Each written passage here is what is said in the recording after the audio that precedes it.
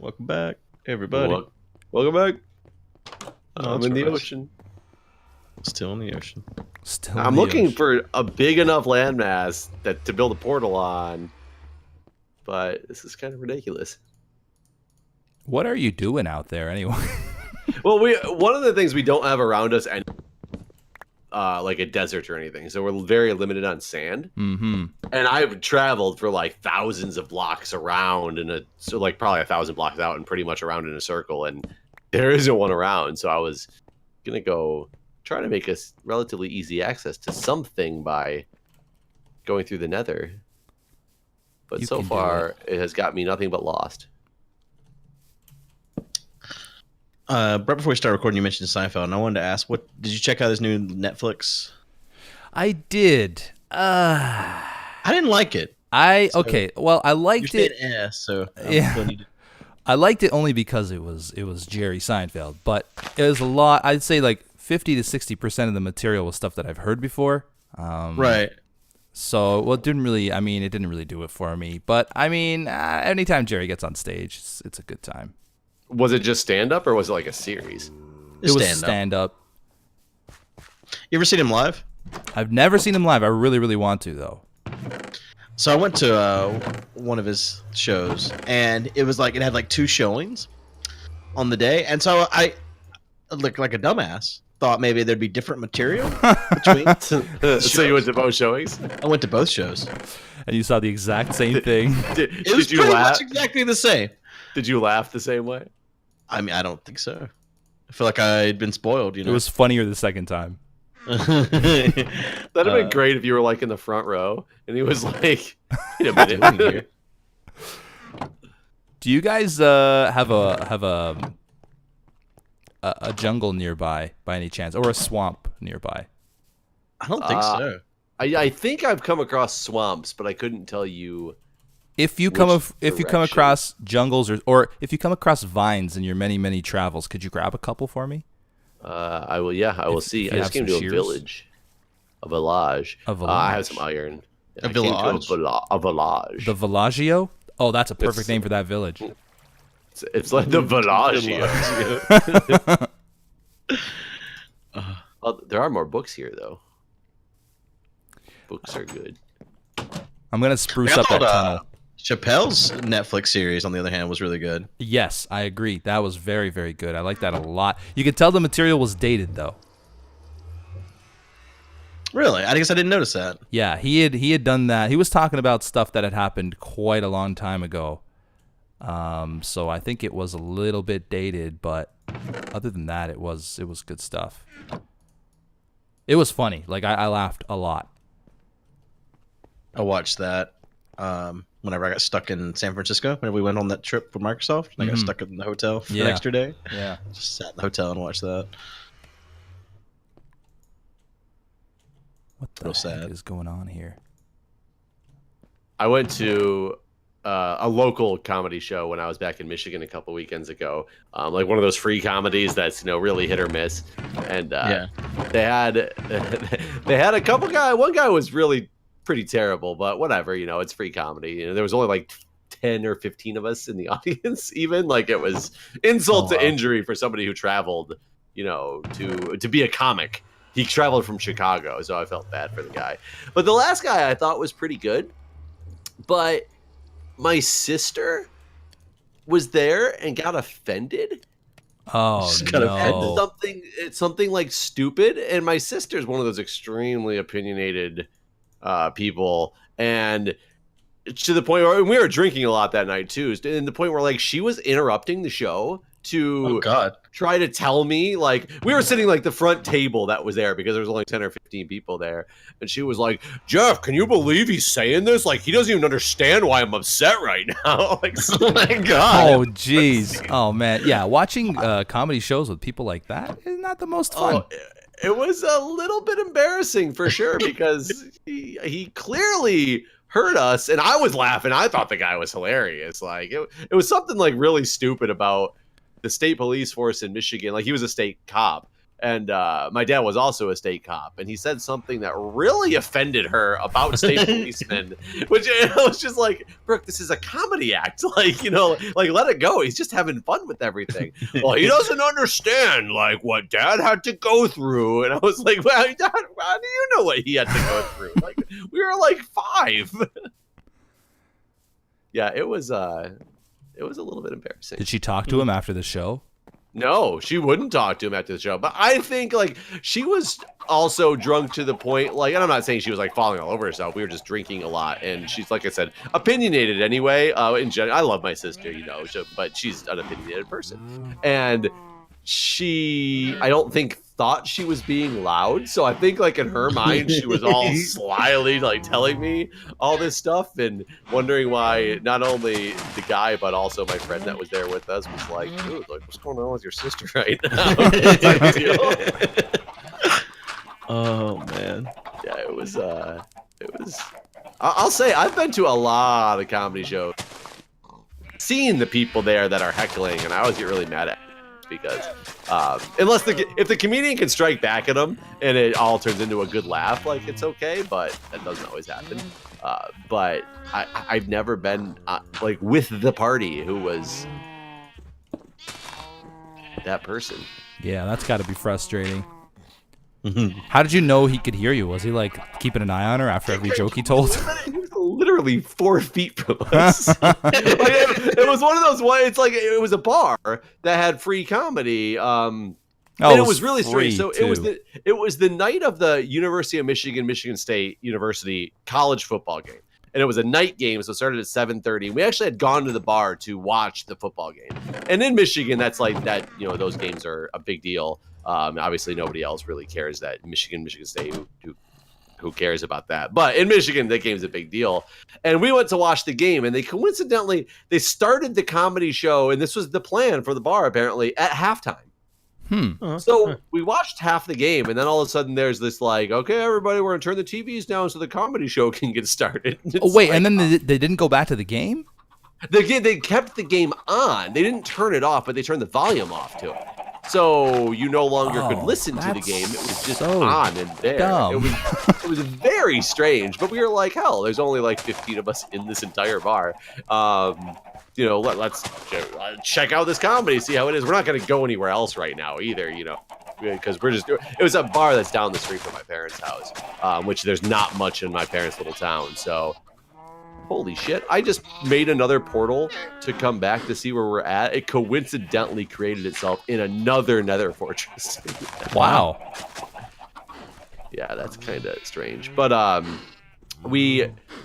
so the comedy itself is already in a very bad time frame, in a very bad place, and we were sitting at one of the 4 tables that was in this room, and then there was a couple booths on the side, but most of them were empty. I think one of them had 2 workers were sitting at it, so people who worked at the bar, not anybody that was actually a patron. And we were sitting at this table that was like a 6-seater or an 8-seater, and there was only 4 of us, so they actually put other people at our table with us, even though there was a whole empty table behind us. It was really strange. The people that were there were really funny, but we could tell because he was literally, there was no stage. It was just a flat ground. He's on the same level ground, and he would walk up to our table with the microphone and stand at the edge of it and like talk directly to me for a minute. Oh, what do you do, sir? Blah, blah, blah. And then like take 4 steps backwards and be on his stage that he was performing on. So I'm pretty convinced he heard us. She didn't realize? Like, how could she not realize? She was drunk. She either didn't realize or didn't care. I guess I'm going under the hope that she just didn't realize. Because, like I said, she's opinionated, but really, she can't be that, right? That would just be... You are not in the Nether, are you? Are you in the Nether again? I am in the Nether. Oh, okay. Oh. I can sleep. I actually think I might be back at that same fortress, just a different part of it. Trying to get to the bed. Weird. Oh no, now I can't sprint. This is the slowest trip back to the bed ever. Do you need food? No, I'm good. I got a bunch of food. I just don't want to take the time to eat it. And I'm in. Dude, can you go into our portal when you get a chance and tell me what the coords of it are? Like we're in the Nether, because I want to see if I can dig my way back from here. Because I did find some relatively decent land here. Oh, I guess I should see if this portal actually takes me back to that place, though. Okay. We are at 235, negative 412, and the Y is negative 113. So, Beef, how was your travel back from the marathon? It was good. Nah, no complaints. It was smooth sailing, no delays, no nothing. Every time I go on one of these things and there's a connecting flight, I'd say the odds are about, in my experience, about 50% that one of the flights gets delayed and I miss my connecting flight or gets delayed. Or really? Yeah, it's happened so many times and it's so frustrating. Huh. But nothing happened this time. How long of delays do you normally have? It isn't too long. So what happens is, because I guess the people setting these things up, they don't want me to they don't want the layover to be too long. So it's usually like an hour. But if the flight's delayed by like half an hour, 45 minutes, it's already really cutting it close. Cause I gotta land, I gotta find the place. And in some cases like Chicago, that airport is enormous. So it's kind of difficult to traverse. But and then you have to go into an international terminal, right? No. Usually they make it so that the terminal is it's the same terminal, actually, the connecting flight. I don't know how they do that, because I that's what I always thought, like I have to go to international, but it's never worked out that way. I think you just got lucky, because I would think you would have to go to international. Yeah, it could be.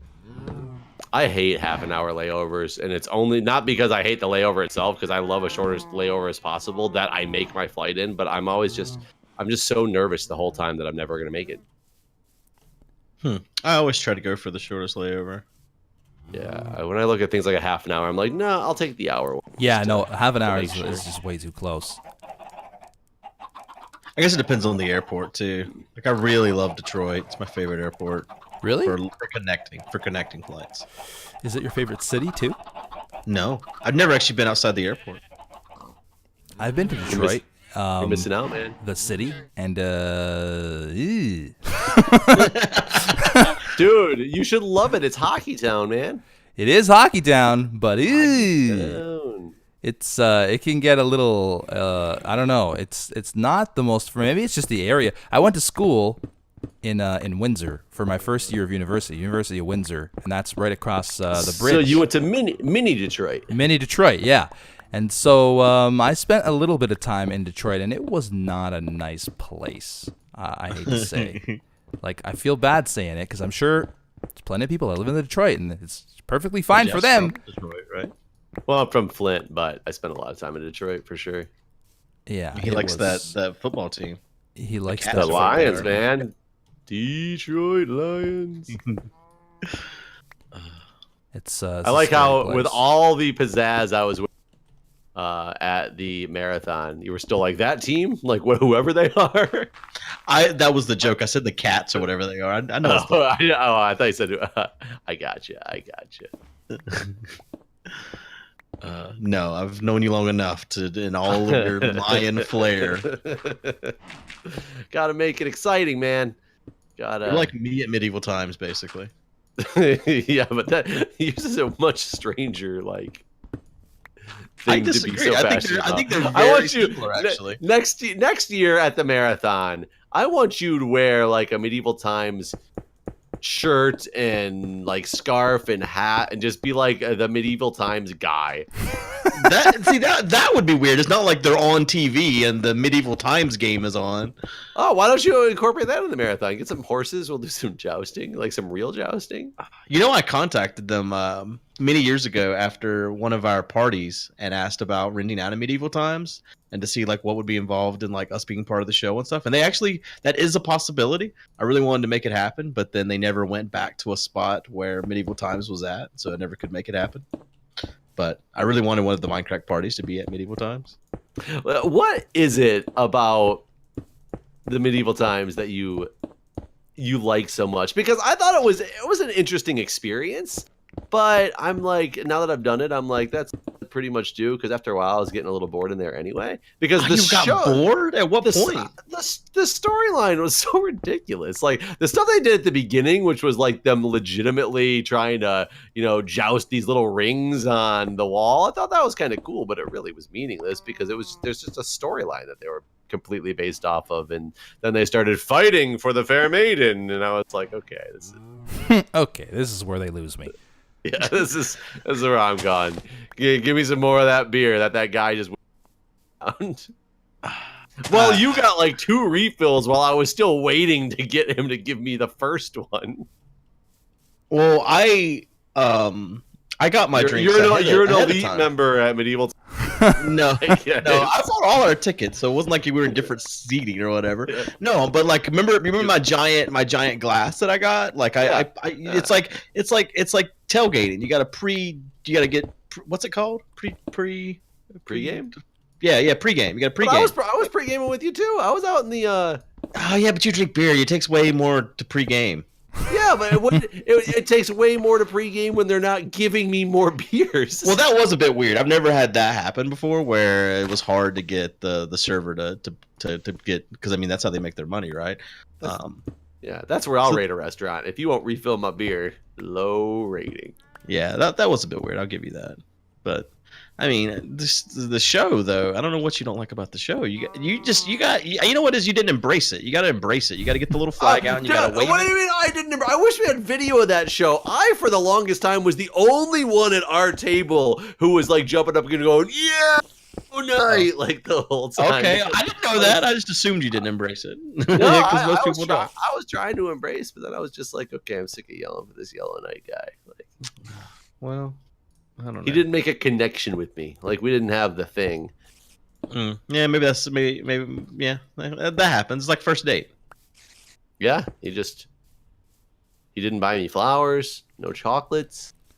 That's one thing they don't do, and it bothers me. Is they always buy you flowers and chocolates? Yeah. Well, they basically do that, right? They give a girl in the crowd, Guude wants to be the girl in the crowd that gets the flowers and chocolate. But I mean, honestly, Beef, who doesn't want to be that girl? Right. I want to get the flowers. I mean, I would take the flowers. If they offered me the flowers, I wouldn't turn them down. I wouldn't be like, no, I'm not taking your flower. So I'm going to tell you guys something that's going to blow your minds. You were a former Knight Rider in Medieval Knights. Medieval Knights? Is that a new place? Wait, that's what they call Medieval it. Times. Yeah.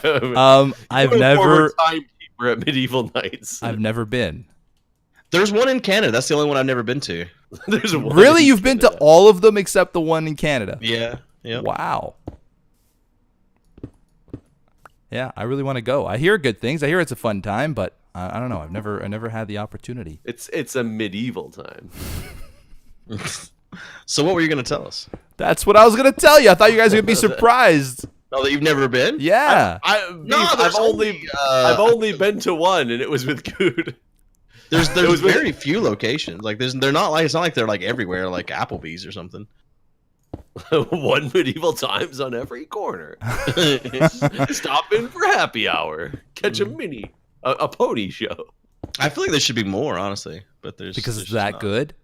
It is. Oh, it's the best dinner and show thing. I've done all of them that I know of. And it was not expensive for like the dinner show entrance. I will admit that. It was like $50? Yeah. Yeah, that is not expensive for dinner and a show by any stretch of the imagination. And it's not bad food. I mean, it's not like a 5-star meal or anything, but it's, it's tasty chicken. That's all a man asks for, really, is tasty chicken. Yeah. I think that chicken came from a pond, though. No, it was not duck. It could have been duck. I only got. I think it's near you, even the one in Canada. It's in Vancouver. Oh wait, no, you're not near Vancouver. That's nowhere near me. No, wait, it's in Ontario. It's Ontario. Oh, is it? Okay. I'm pretty sure. I wish there was one a little bit closer to me. I feel like that would be the perfect date location. Oh, I laughed. You were serious. Oh, it would be great. Really, First date, Medieval Times. Blow them out of the water. Yeah. I mean, I guess it might be a decent date location, but I can also imagine girls being like, this is like the cheapest like high school type of date location. Think so. I can definitely picture that. Sure. I don't know a lot about dating, so maybe you're right.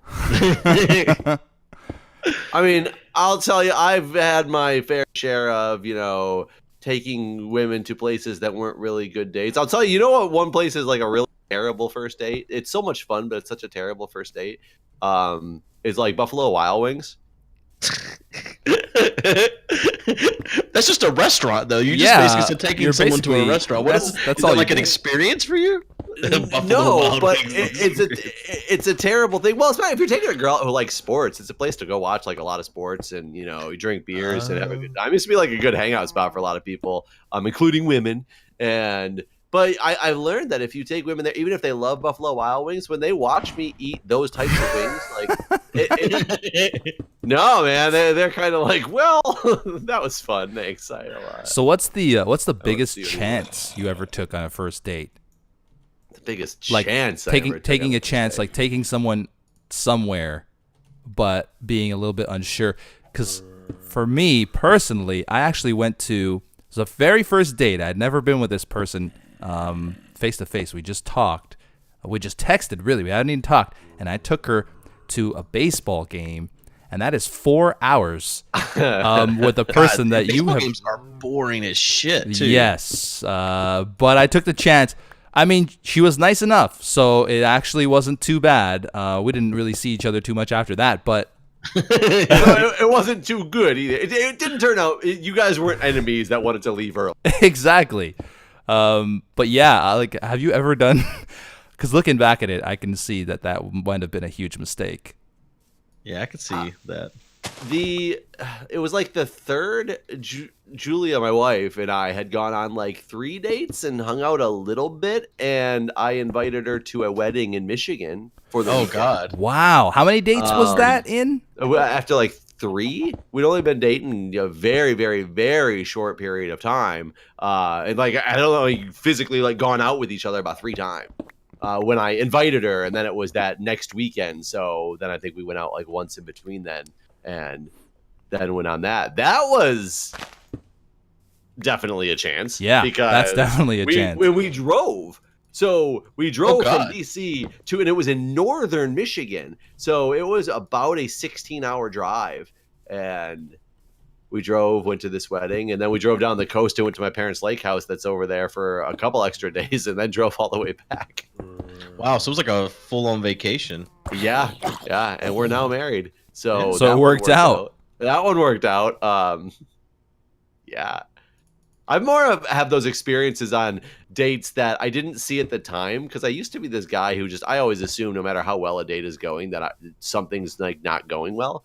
I'm like, she's not into this. Like, no matter how much she's like, Jeff, I'm really into this. I'll be like, I don't know if she's really into this. And is this definitely like in bed? Maybe.